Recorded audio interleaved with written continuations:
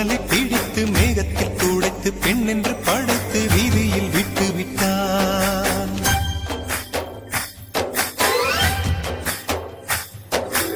இப்படி இன்னொரு பெண்மையை படைக்க தன்னிடம் கற்பனை தீர்ந்ததை எண்ணித்தான் பிரம்மனும் மூர்ச்சையுற்றான்.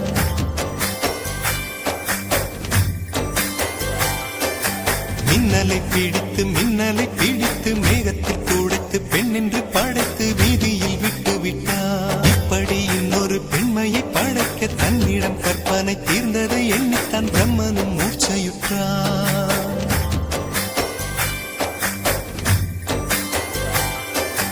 மின்னலை பிடித்து மேகத்தில் துடைத்து பெண் என்று படைத்து வீதி